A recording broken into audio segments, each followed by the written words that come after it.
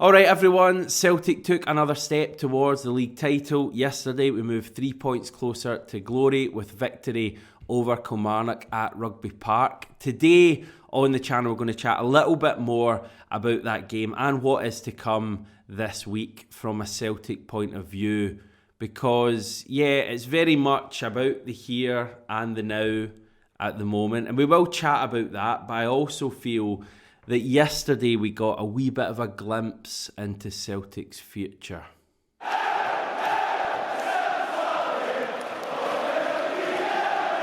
But we begin with the most here and now thing possible, which is the current league table. And yes, Celtic are on top. Interestingly enough, I was kind of looking back through the various weeks we've been doing these league tables.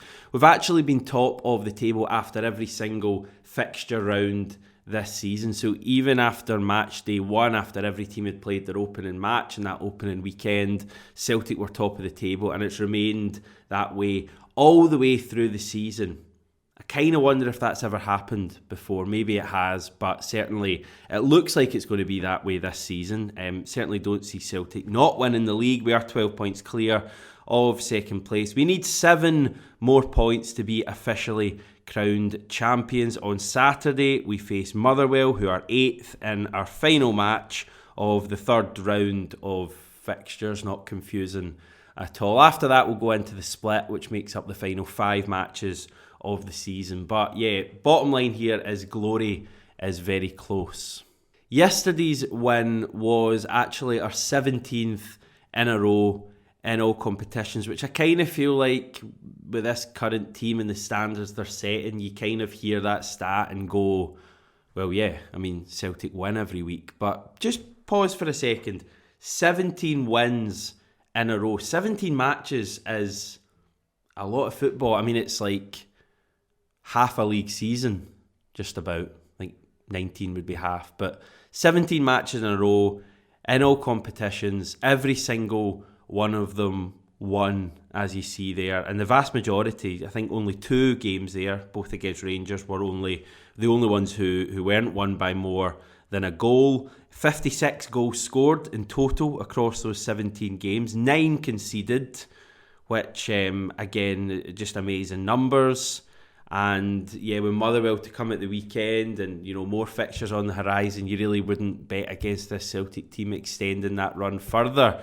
We also netted our 100th league goal of the season yesterday, as well as our 101st and 102nd. So we're now very much chasing down that 106 from the invincible season. We could well pass that on Saturday, the way we're playing at the moment. Yet another stat that just seems to kind of go under the radar a little bit. I have no idea why I've started folding my arms. I just feel a bit comfier doing that. I don't often do that on these videos, but it might become my kind of trademark position to do these videos.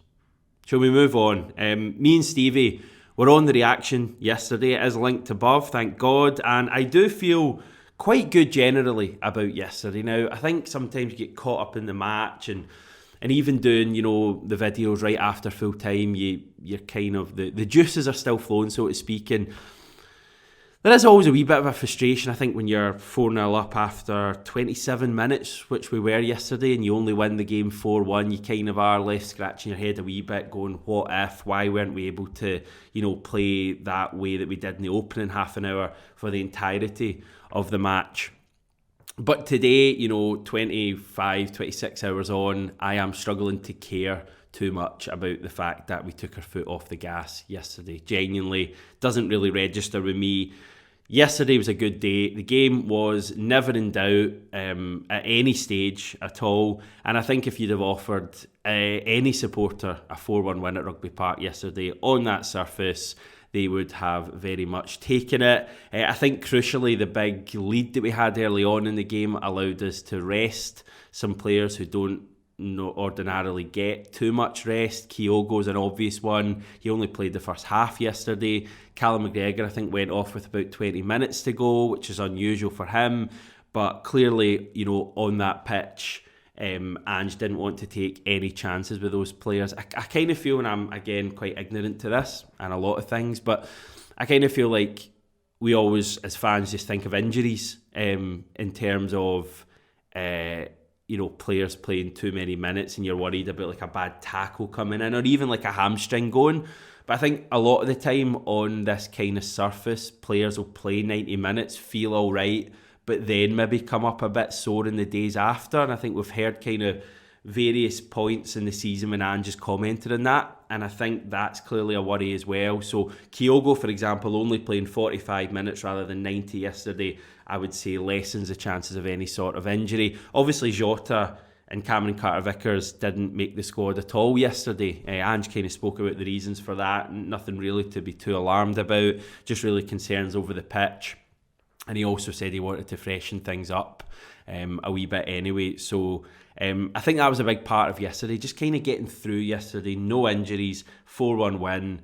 As I say, I'm really struggling to be critical of the team at all. I'll just go through a few of your comments. I want to start off with Guillermo Matamoros saying, according to Andy Walker, not a strong start here, but we'll continue. Kyogo got a gift given to him for the first goal. That suggests that anyone can score that goal. I personally think that it takes a top player to turn that mistake into a goal. So could Andy Walker, in his prime, have scored that goal? Well, how many players or other teams in Scotland punish a mistake like that? It is a mistake from the Killie player Fraser Murray, I think it was, who had a shocker in that first half. But Kyogo, I thought, showed three really classy parts of that goal.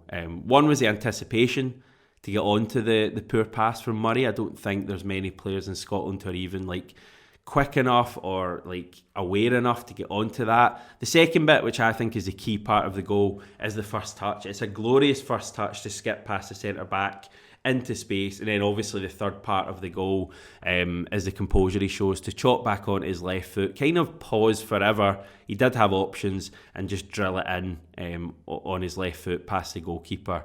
I thought it was a really class goal. It was a kind of goal that the minute it hit the back of your net, it had you reaching for your phone and just wanting to text every single Celtic orientated person on your contacts, just saying like, Kyogo is pretty amazing, isn't he, mate? Or maybe that was just me. Moving on, DDC. I've been banging the drum about Iwata since he arrived, and I'm glad he's proving me right. Can clearly see why he was the best player in Japan last season. Also has title-winning experience. Fantastic addition. I felt like Iwata had a good game yesterday. I think he certainly did. It was good for me anyway to see him playing further ahead of McGregor. He'd come on in the derby, ahead of McGregor, with McGregor still at the base of the midfield. Obviously a week earlier at Ross County it'd been the other way around, and I spoke about it at that time. Iwata didn't have a bad game in Dingwall, but I didn't feel that setup was getting the best out of either of the players. To me, McGregor's best position is number 6. All of the stuff we know, dictates the play, runs the game, etc. And from what I've seen so far, Iwata isn't that kind of player, really. Yes, he can pass the ball, but for me, Iwata is a player who has, really good positional awareness, really makes good options for his teammates. And the big takeaway for me yesterday is that he looks like he can create things as well. I mean, he looked very good in possession. He had one pass through, I think Stevie touched on it. Might have been late it would have been late in the first half because it was for Kyogo. And it was a great pass, and Kyogo just kind of slipped or whatever and didn't quite come off. But he really showed that vision. He's not on the level of Hatate in terms of, creativity, but he has parts of his game defensively that Hatate doesn't. So I thought, really good signs from Iwata. To be fair, I've thought that the whole way through. Clearly, DD, if that is your name, feels the same way. Several other people feel that way as well. So very excited about Iwata. I would have him in the team for Motherwell next week. I don't know about the derby yet. You'll probably have to come back to me for that one. I think O'Reilly's really staking a claim at the moment. We'll see how Hatate is. Even Aaron Moy, who we will come on to later in this video, is still clearly a very important player for Celtic. Just on Iwata, Ange actually spoke about him post-match to Celtic TV and what we can expect to see from him going forward. Ange said, I think more of what you saw today. He's just a really good footballer. He's really well balanced. He keeps the ball well. He runs hard. He's very mobile as a midfielder. He's not just your holding midfielder.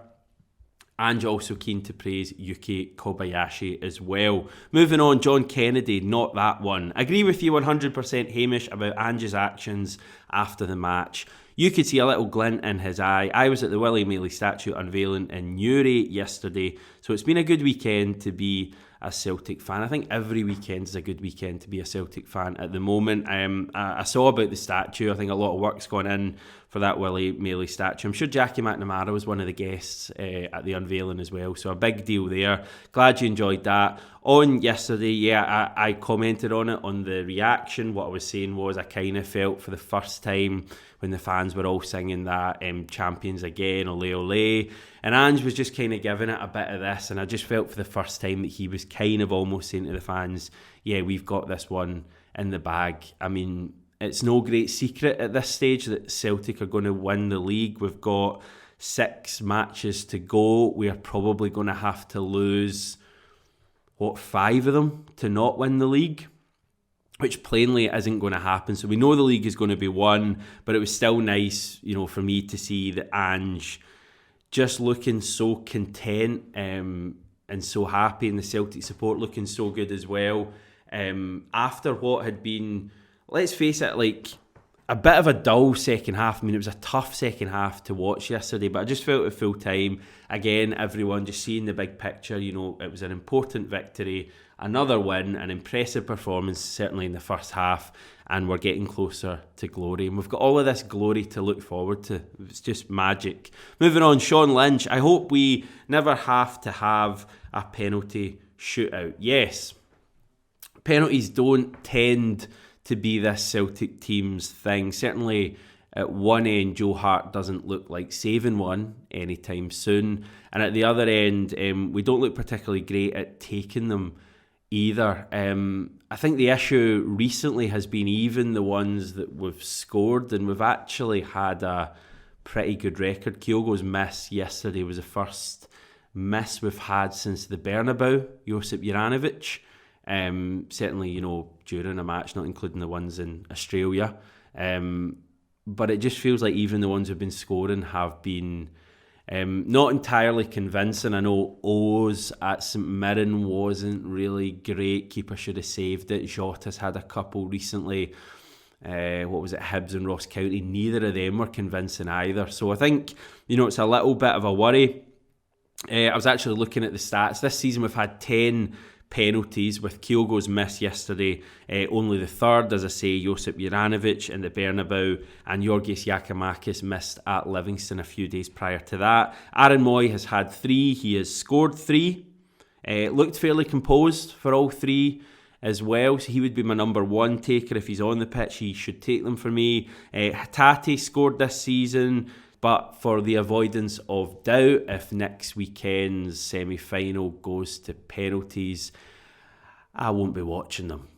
Right, Jack Jones, great to see O'Reilly back playing better, as well as Moy has done. There is no denying we are a more balanced, faster and dynamic team without Moy. Iwata and Kobayashi need more game time, but look decent so far. I agree with the points you make on Matt O'Reilly, Tommy Iwata and Yuki Kobayashi. I just personally feel that people may be forgetting a little bit how good Aaron Moy is and how important he has been for us this season, and I am certainly not worried about him at all. I just feel a lot of the stuff's like pretty knee-jerk, to be honest. I mean, he literally had a shocker against Rangers last week and was kind of alright yesterday. He wasn't any worse than any players in the second half yesterday, and as I say, I think he's still going to be such a key player going forward, but we do have real options in that area of the park. And I think the key thing for me, if you look at all of the options, McGregor, Hatate, O'Reilly, Moy, Turnbull, Iwata, what's that, 6 players there? 6 or 7? 6. They're all different players. There's not 2 of those players that are like really similar, I wouldn't say. They all offer different things, different kind of weapons for Ange to use against different types of opponents, which I guess is kind of by design. I don't think that's a coincidence as far as Ange is concerned, that he has players who play similar or the same positions but offer very different things to the team, and I think it's going to be very beneficial going forward.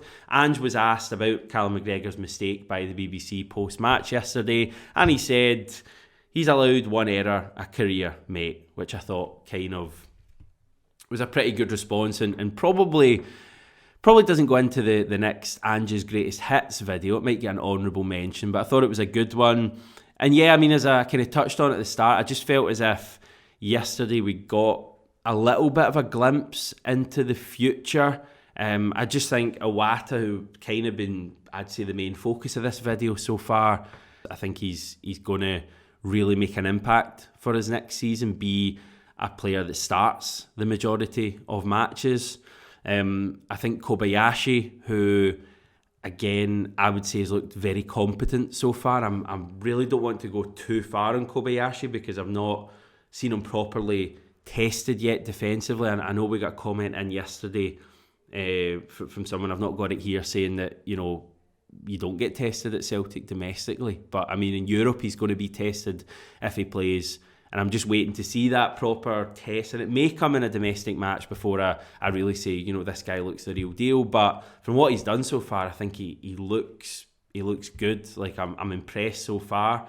And I think, to be fair, you know, we've seen him have to defend a few times. I remember in his debut, which I think was against St Mirren, there was one moment when he was kind of faced 1v1, I think, by a Junga, the St Mirren forward, and he stood up really well. He didn't dive in, and he looks quite quick, you know, across the ground as well. So I think he looks good, and again, you know, next season I think he could be a big player for us. And O as well. I think O is the one who, again, seems to be getting just a wee bit of flack, just a little bit recently, maybe after the game yesterday for, I don't know, various reasons. But for me, again, next season he's going to be a player who's really kind of sharing that main responsibility up front with Kyogo. I'd be wanting O to score, you know, 20 goals next season at least.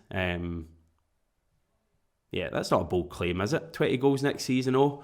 He's already got 3 for us and he's not even played that much. And, you know, I could see a Celtic team in a few years where Kobayashi, Iwata and O are key components. So, yeah, I felt, you know, yesterday was a wee glimpse at that. And obviously getting to see Rocco Vata, Ben Summers as well was good and promising signs going forward. So yeah, another one ticked off. Well done to the Celtic women's side yesterday as well for beating Glasgow City 4-2 away from home. That reduces the gap at the top of the SWPL to them, from us to 5 points. I've worded that horrendously, but you can see in the graphic there it's 5 points between first and second, Rangers and third as well. I watched the second half of the game yesterday on BBC Alba, and you know, I really enjoyed it. I thought it was a really frantic game, you know, real end-to-end football, lots of really kind of interesting things going on in the match. It really was an easy game to kind of get engrossed in, and yeah, Celtic were deserved winners from what I saw. Some really good goals scored as well. I think the fourth goal that we scored to go 4-1 up, it was Tash Flint. She kind of had the ball on edge of the box, or maybe just inside the box, left-hand side, rolled it quickly onto her right and just struck it into the roof of the net. Was a screamer. So a really good result for the Celtic women there. And, you know, top 2 place secures Champions League football for next season. It'd be great if they could catch Glasgow City and win the league. I guess the issue that we have, which is probably what our rivals are feeling kind of this season in the men's game, is that nobody else really looks like taking points off of the kind of top team in the league, Glasgow City. I think Rangers play them, so potentially they could end up doing us a favour there. But certainly some of the other teams, you would expect Glasgow City to see them off. But if Celtic can finish second, get Champions League football, that would be great. But enjoyed watching that yesterday. Before I go, a special shout out to Hayley, who is a long time friend of 67 Hail Hail, who we send our best wishes to. Okay, I'll be back tomorrow. Speak to you then.